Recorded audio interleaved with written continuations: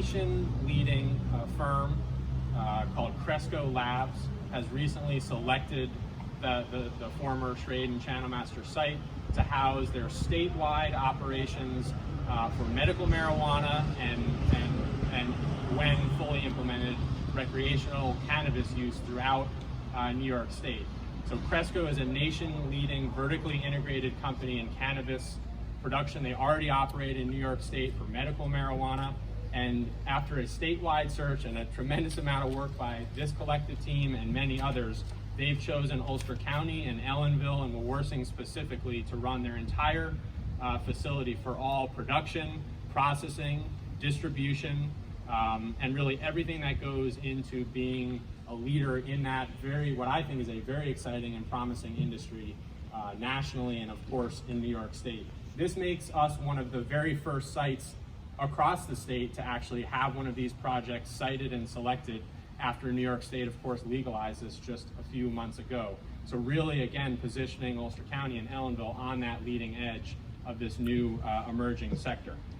I believe, and I think the numbers that I'm going to share really bear out that this represents the most significant economic opportunity for Ellenville in decades. I mean, we're talking about a scale of something that we haven't seen in quite a long time.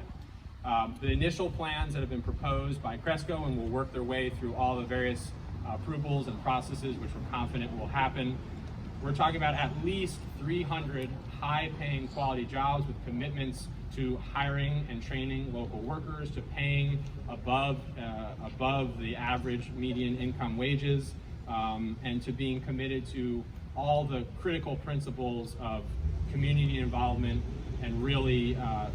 community and social equity in building that out. We're talking about a physical plant and build out that is very significant. It will involve over $50 million of capital improvements and build out to produce what's currently proposed to be a 360,000 square foot facility spread over 71 acres, and again employing, once fully operational, at least 300 folks, not to mention all of our building trades and construction partners that will be critical to actually building that project and bringing that project to fruition. In working with Cresco, they have a strong commitment and a record in the other states and places that they've worked to really working to hire local folks, to prioritize working with the community, investing in the community. We've done our due diligence in talking with them and feel very comfortable that they're not just promising the things that we've asked, but that they've delivered on those things in the other states and communities that they've operated in, which is absolutely critical.